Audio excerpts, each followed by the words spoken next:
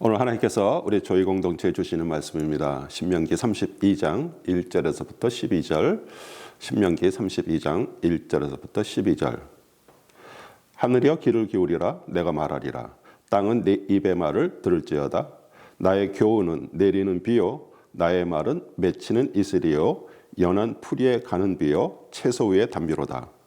내가 여호와 이름을 전파리니 너희는 위엄을 우리 하나님께 돌릴지어다. 그는 반석이시니 그 공덕이 완전하고 그 모든 길이 공평하며 진실무망하신 하나님이시리 공의로우시고 정직하시도다. 그들이 여호와를 향하여 악을 행하니 하나님의 자녀가 아니요 흠이 있는 사곡한 종류로다. 우매무지한 백성아, 여호와께서 이같이 보답하느냐? 그는 너를 얻으신 너의 아버지가 아니시냐? 너를 지으시고 세우셨도다. 옛날을 기억하라. 역대의 연대를 생각하라. 내 아비에게 물으라. 그가 내게 설명할 것이요 내 어른들에게 물으라. 그들이 내게 이르리로다. 지극히 높으신 자가 열국에 기업을 주실 때 인종을 분정하실 때 이스라엘 자손의 수요대로 민족들의 경계를 정하셨도다. 여호와의 분깃은 자기 백성이라. 야곱은 그 택하신 기업이로다. 여호와께서 그를 항무지에서 짐승의 부르짖는 광야에서 만나시고 호위하시며 보호하시며 자기 눈동자같이 지키셨도다. 마치 독수리가 그 보금자리를 어지럽게 하며 그 새끼 위에 너풀거리며 그 날개를 펴서 새끼를 받으며 그 날개 위에 그것을 엎는 것 같이 여호와께서 홀로 그들을 인도하셨고 함께한 다른 신이 없었도다. 아멘. 저는 오늘 본문 말씀을 가지고 하나님은 삶의 시련을 통해서 훈련시킨다라는 제목으로 말씀을 증거하겠습니다. 따뜻한 엄마 품에서 부화되어 태어난 그 아기 독수리들은 엄마 독수리가 먹이를 물고 오면 서로 경쟁하듯이 입을 더 크게 벌려서 받아먹었습니다. 그리고 점점 몸집이 커지고요. 날개도 제법 자랐습니다. 마른 나뭇가지와 지푸라기 풀로 엮어진 그 둥지는 같이 태어난 형제자매 독수리들과 놀이터였는데 이 둥지가 점점 작게만 느껴졌습니다. 그러던 어느 날 엄마 독수리가 화가 난 것처럼 큰 날개짓을 몇 번 하니 마른 풀과 그 지푸라기들이 다 날아가기 시작했습니다. 그리고 마른 가지에 있고 뾰족한 것이 몸을 찌르고요. 나무 가지 사이로 땅에 떨어질까 봐 두려웠습니다. 어느 날 가지를 꼭 붙들고 있던 발에 힘이 빠져 밑으로 떨어지면서 정신을 잃었는데 어느새 엄마 등에 업혀 다시 둥지로 돌아왔습니다. 우리를 죽이려고 작정한 것처럼 엄마 독수리는 계속 나와 동생들을 번갈아 가면서 떨어뜨렸는데 날개짓을 몇 번 하다 보니 조금씩 날기 시작했습니다. 이제 우리들은 엄마 독수리와 함께 천공을 날아다니면서 먹이를 찾아 나설 정도로 성장을 했고요. 다른 절벽에 또 내가 만든 둥지로 독립을 했습니다. 이 아기 독수리에게 나는 훈련을 시키지 않았다면 날지 못하고요. 다른 동물들에게 잡혀 먹어 죽었을 것입니다. 우리 신명기 32장은 모세가 광야에서 태어난 이 세대에게 가나안에 들어가기 전에 선포했던 설교입니다. 오늘 삶에 불어닥친 그 고통과 그 힘든 과정 속에서 하나님을 원망하고 계십니까? 또 이 환난의 시간이 빨리 지나가기를 기다리십니까?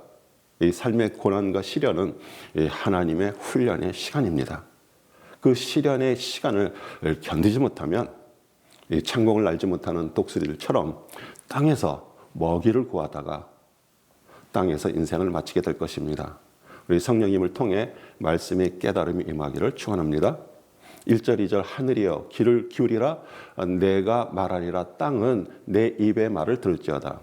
나의 교훈은 내리는 비요 나의 말은 맺히는 이슬이요 연한 풀 위에 가는 비요 채소 위에 담비로다. 모세는 하나님과 그 얼굴을 대면해서 말씀을 듣고 백성들에게 전했습니다. 이 하나님의 말씀을 들을 귀가 있어야 들리는데 사실 듣고자 하는 마음이 있어야 들을 수가 있습니다. 하나님이 주시는 교훈은 하늘에서 내리는 비로 표현을 했습니다. 이사야 55장 10절에서 11절 이는 비와 눈이 하늘로부터 내려서 그리로 되돌아가지 아니하고 땅을 적셔서 소출이 나게 하며 싹이 나게 하며 파종하는 자에게 종자를 주며 먹는 자에게 양식을 준과 같이 내 입에서 나가는 말도 이와 같이 헛되이 내게로 돌아오지 아니하고 나의 기뻐하는 뜻을 이루며 내가 보낸 일에 형통함이니라. 이 하늘에서 내리는 비와 눈 같은 이 하나님의 말씀은 땅에 내려와 사람들의 마음에 싹을 내고요, 자라서 성숙한 열매를 맺는 것처럼 그냥 헛되이 사라지지 않습니다. 이와 같이 말씀을 들을 귀로 듣고 마음에 간직할 때 그 하나님의 기뻐하시는 뜻을 이루고 그 형통하게 됩니다. 우리 세상 사람들은 물론 교회를 다니는 우리 성도님들도 죄가 무엇인지 잘 모릅니다. 죄를 나쁜 짓 하는 거, 거짓말하는 거, 남의 것을 훔치는 것 같은 것을 회개해서 안 하고 고치는 정도로 생각합니다. 제 하마르티아는 이 하나님이 정해주신 그 관역에서 벗어난 것을 말하는데, 이 하나님의 관역이 무엇인지 이사야 55장 8절에 말합니다. 이는 내 생각이 너의 생각과 다르며 내 길은 너의 길과 다름이니라. 여호와의 말씀이니라. 그 하나님의 생각과 길이 우리의 생각과 길과 다르다고 말하는데, 이 다르다 그 히브리어 로는 아니다라는 뜻입니다. 그래서 하나님의 말씀하시는 죄는 하나님의 생각과 길이 아닌 것을 따라가는 것을 말합니다. 이 세상에 태어나서 자신의 생각과 길을 따라 살아가는 것이 그 간역에서 벗어난 죄라고 말씀하십니다. 하늘에서 내리는 비처럼 그 생명의 말씀을 마음에 품고 하나님의 생각과 하나님의 길을 따라 살아갈 때 그 하나님이 기뻐하시는 형통의 열매가 맺힙니다. 3절 4절 내가 여호와 이름을 전파리니 너희는 위엄을 우리 하나님께 돌릴지어다. 그런 반석이시니 그 공덕이 완전하고 그 모든 길이 공평하며 진실무망하신 하나님이시니 공의로우시고 정직하시도다. 하나님의 위대하심을 우리 인간의 입으로 전하든 전하지 않든 그 우주 만물의 주인이신 하나님은요, 스스로 지존무상하신 분이십니다. 그 하나님의 신실하심, 인간을 포함한 그 만물을 향한 사역의 완전성, 통치하시는 그 모든 손길의 지혜로심과 공평함의 위대하심은 작은 꽃 하나의 그 피고 지는 과정에도 보여지고 있습니다. 이 하나님의 신실하심과 통치하심으로 오늘도 해는 떠올랐고요, 우리에게 숨을 쉬는 공기도 여전히 우리에게 허락하셔서 살아있게 하십니다. 로마서 1장 20절 창세로부터 그의 보이지 아니하는 것들 곧 그의 영원하신 능력과 신성이 그 만드신 만물에 분명히 보여 알게 되나니 그러므로 저희가 핑계치 못할지니라. 그 모든 우주의 그 해, 달, 별, 동식물들 전부 하나님이 창조하신 대로 본능대로 그 프로그래밍 돼서 돌아가고 운행되고 있는데, 이 하나님의 형상과 모양을 따라 창조된 인간에게만 자유의지를 주셔서 인간이 모든 것을 결정할 수 있는 권한을 주셨습니다. 이 사람은 태어나 자라면서 교육을 받고요, 여러 가지 지식이 머리에 쌓이면서 또 다른 사람의 사상을 받아 형성된 자기만의 세상 속에 살아가고 있습니다. 어려서 접한 책이나 그 경험이 중요하듯이 그 헬라 사상으로 구축된 그 교육 시스템인 학교를 다니면서 점점 인간이 만든 사상, 진화론과 같은 그런 공부를 하게 되고요, 자신이 신이 된 세상 사람들이 됩니다. 그렇기 때문에 어려서 부모와 함께 하나님을 믿는다는 것이 중요하고요, 신앙생활을 하면서 그 하나님께서 주신 그 자유의지를 하나님께 다시 돌려드려 그 하나님의 통치 안에서 살아가는 것보다 중요한 것이 없습니다. 그 이스라엘 백성이 그 광야 생활을 하는 동안에도 모세를 통해 하나님의 말씀이 전해졌지만 거역하고 무리를 지어 악을 행하는 자들이 있었습니다. 5절입니다. 그들이 여호와를 향하여 악을 행하니 하나님의 자녀가 아니요 흠이 있는 사곡한 종류로다. 여호와께서 시내산에서 강림하셔서 그 화염과 천둥 속에서 백성들에게 말씀하시자 백성들이 두려워 떨면서 그 모세를 통해 말씀하시면 듣겠다고 했습니다. 그러나 광야 생활 중에 여호와 하나님께서 주신 그 모세의 말을 하나님의 말씀이 아닌 모세 자신의 생각일 수 있다라고 그들의 명령을 거역했습니다. 모세의 인도와 그 아론의 대제사장 직분을 반대한 그 11지파 족장들에게 그 아론의 지팡이에서 살구꽃이 피어나게 하셔서 지도자임을 확인시켰습니다. 그리고 고라, 다단, 그 아비람이 이 모세의 인도를 거부하자 정말 땅이 갈라져서 그들을 삼켰습니다. 이 사곡하다는 말은 뱀처럼 꼬불꼬불하게 마음이 꼬였고 뒤틀렸다는 뜻입니다. 이 하나님을 대적한 악한 자들의 모습을 보면서 하나님보다 더 높아진 교만한 마음이 혹시 내 안에 있는지 점검하는 것이 우리가 성경을 읽는 이유입니다. 하나님을 믿고 섬긴다고 말하면서 자신의 생각과 그냥 마음에 꽂히는 대로 살아가는 것이 교만이고요. 우매무지한 것입니다. 6절, 우매무지한 백성아, 여호와께 이같이 보답하느냐? 그는 너를 얻으신 너의 아버지가 아니시냐? 너를 지으시고 세우셨도다. 그 우매의 그 히브리어는 나발로, 그 어리석다는 뜻으로 이스라엘 백성들을 그 출애굽 종살이에서 해방시켜 광야를 통과할 때 하늘에서 만나를 내려 굶주림을 면하게 하셨고요. 또 반석에서 물을 내심으로 갈증을 해결했고요. 낮에는 구름 기둥으로, 밤에 추위에 불 기둥으로 보호하심을 잊고 어리석게 악으로 보답했습니다. 7절, 옛날을 기억하라. 그 역대의 연대를 생각하라. 내 아비에게 물으라. 그가 내게 설명할 것이요, 내 어른들에게 물으라. 그들이 내게 이르리로다. 그 역사를 부정하는 것은 사실 자신의 존재를 부정하는 것입니다. 예를 들면 지금 미국에서 그 현대 그 문화와 그 시류의 잣대로 그 과거 노예를 부리던 시대에 국가를 세운 지도자들을 정죄하고요, 그들의 동상을 철거하고 그 옛날의 기억을 없애는 일을 자행합니다. 우리 사람은 개구리가 올챙이 시절을 생각하지 않고 자신이 열심히 공부하고 깨닫고 일해서 지금 누리고 있는 모든 것이 자신이 이룬 성취라고 착각합니다. 그러나 하나님은요, 과거, 현재, 미래 모든 것들을 다 아우르고 통치하고 계시기에 그 하나님의 마음을 받은 사람만 하나님이 자신의 머리를 통치하고 계심을 인정합니다. 아직 그 현대 과학으로 풀지 못하는 그 선조들의 그 건축물과 유산을 보면서 그 수천 년 전에도 하나님께서 그 옛사람들에게 주신 지혜가 놀라울 따름입니다. 우리 역시 시간과 공간의 그 한계에 그 갇혀 살고 있는 그 역사적인 시간, 그 크로노스에서 그 예수님의 그 복음이 귀에 들리는 시간이 찾아옵니다.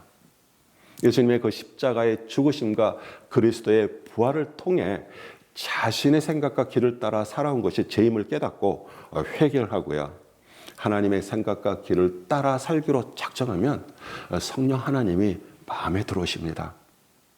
우리 육신의 몸으로는 그런 째깍째깍하는 그 역사적인 시간을 살면서 영으로 하나님의 시간, 그 카이로스 안에 살게 되면서 하늘로부터 점점 그 하나님의 지혜가 내려와 하나님의 아들이 된과 동시에 그 잃어버린 시간들이 회복이 됩니다. 하나님은 세상 종교를 믿는 종교인 같은 성도를 원하지 않으시고요, 하늘로부터 다시 태어난 그 하나님의 아들이 되기를 원하십니다. 8절, 지극히 높으신 자가 열국의 기업을 주실 때, 인정을 분정하실 때 이스라엘 자손의 수요대로 민족들의 경계를 정하셨도다. 그 노아의 홍수 이후에 그 노아의 자녀 야벳, 함과 셈의 그 후손들이 살기 시작했는데요, 그 언어가 하나 있게 시날이라는 곳에서 바벨탑을 쌓았습니다. 지극히 높으신 여호와 하나님을 대적하기 시작하자 하나님께서 내려오셔서 언어를 혼잡하게 해서 흩으셨습니다. 창세기 11장 9절, 그러므로 그 이름을 바벨이라 하니 이는 여호와께서 거기서 온 땅에 언어를 혼잡하게 하셨습니다. 여호와께서 거기서 그들을 온 지면에 흩으셨더라. 그 언어가 같은 사람들에게 모여 부족을 이루고요, 부족들이 모여서 나라를 세우고요, 또 나라와의 그 전쟁을 통해서 제국들이 세워지면서 그 인류의 역사는 그 세워짐과 멸망을 반복하면서 흘러갔습니다. 때가 차서 하나님의 인간의 몸을 입고 오셔서 태어나신 분이 예수님이십니다. 그 보이지 않는 하나님을 보여주시고요. 그 인류의 죄를 지시고 십자가에서 죽으시고 그리스도로 부활하셨습니다. 그 사실을 믿고 고백한 자에게 성령 하나님이 마음에 들어옴으로 하나님의 아들이 되게 하셨습니다. 그리스도를 통해 하나님의 아들이 되었다면 영적인 이스라엘 자손이 된 것으로 민족들의 경계를 정하셨다는 것은 그 하나님의 아들과 세상 사람과 구별해서 보호하심을 바랍니다. 9절 여호와의 분깃은 자기 백성이라 야곱은 그 택하신 기업이로다. 그 야곱을 택해서 기업이 됐다고 말씀하시는데 그 택했다라는 그 히브리어는 헤벨이에요. 우리가 잘 아는 그 아담의 둘째 아들 이름으로 아벨이죠. 그 형 가인에게 죽임을 당했습니다. 그래서 택했다라는 뜻은 고통, 슬픔, 헛되라는 뜻이에요.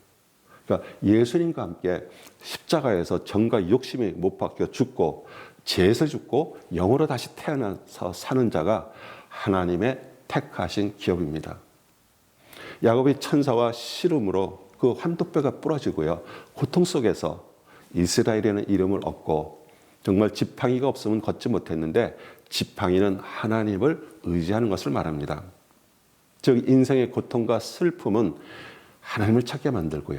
그 결과는 하나님을 의지하는 자녀가 되는 것입니다. 10절 여호와께서 그를 항무지에서 짐승의 부러지는 광야에서 만나시고 호위하시며 보호하시며 자기 눈동자같이 지키셨도다. 하나님께서 반석에서 물을 내시고요. 하늘에서 만나를 내리시고요. 그 장렬한 태양빛 밑에 그 구름 기둥으로 추운 밤의 불 기둥으로 인도하셨습니다. 그 수천 년 전에 그 이스라엘 백성 한 명 한 명을 눈동자같이 지키신 그 말씀을 우리가 읽으면서 영적인 이스라엘이 된 우리를 오늘까지 호위하시고 보호하시고 눈동자같이 지키시고 인도하신 하나님 앞에 감사하시기 바랍니다. 11절 마치 독수리가 그 보금자리를 어지럽게 하여 그 새끼를 위에 나풀거리며 그 날개를 펴서 새끼를 받으며 그 날개 위에 그것을 엎는 것 같이 모세가 출애굽하고 시내산에 도착해서 그 하나님을 만나러 올라가서 받은 말씀입니다. 출애굽기 19장 4절 내가 애굽 사람에게 어떻게 행하였음과 내가 어떻게 독수리 날개로 너희를 업어 내게로 인도하였음을 너희가 보았느니라. 여호와 하나님께서 이스라엘 백성들을 그 날개 위에 업으신 것처럼 인도하셨고요. 그 다른 민족과 싸워 이기는 힘을 키우기 위해 독수리 새끼를 땅에 떨어뜨리는 것과 같은 그 훈련을 시키셨습니다. 그러나 광야에서 백성들은 그 어려움과 고난이 생기기만 하면 하나님을 원망하고요. 구원자인 모세를 죽이려 했습니다. 결론입니다. 12절 여호와께서 그들을 인도하셨고 함께한 다른 신이 없었도다. 그 40년 광야 생활에서 하나님의 살아계심이 눈에 보이도록 그 성막이 그들 진중 가운데 있었고요. 구름 기둥이 움직이면 따라가는 그런 인도하심이 있었지만 자신들이 원하는 것이 이루어지지 않으면 종살이하고 우상숭배했던 그 애굽으로 돌아가려고 했습니다. 여호와께서 광야에서 그 훈련을 시킨 이유는 그 가나안 땅에 살고 있는 7 족속과의 싸움에서 승리하기 위함이었습니다. 요단강 동편에서 그 모세의 설교를 듣고 가나안 땅에 들어가서 7 족속과의 싸움에서도 사실 하나님이 개입하셔서 쫓아주셨습니다. 그런데도 이스라엘 백성들은요, 모든 것이 풍족해지자 가나안 사람들이 섬기는 그 바알과 아세라 우상을 섬겼습니다. 우상은 사람들이 자신이 원하고 바라는 것을 빌고 그 거짓 만족을 얻는 거짓 신임입니다.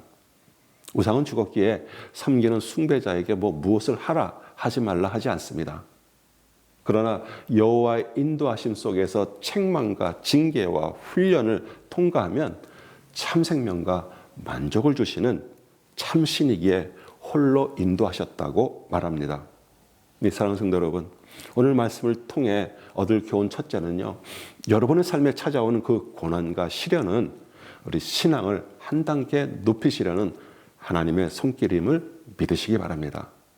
고린도전서 10장 13절 사람이 감당할 시험 밖에는 너희가 당한 것이 없나니 오직 하나님은 미쁘사 너희가 감당하지 못할 시험 당함을 허락하지 아니하시고 시험 당할 즈음에 또한 피할 길을 내사 너희로 능히 감당하게 하시느니라.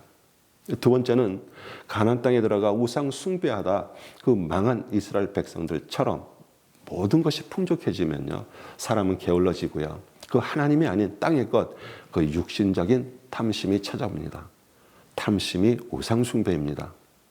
하나님이 주시는 그 통찰을 마음에 받아 그 삶에 끊임없이 찾아오는 그런 시련과 훈련을 넉넉히 통과하고요 천공을 훨훨 날아다니는 영적인 독수리들이 모두 되시기를 주님의 이름으로 축복합니다. 아멘.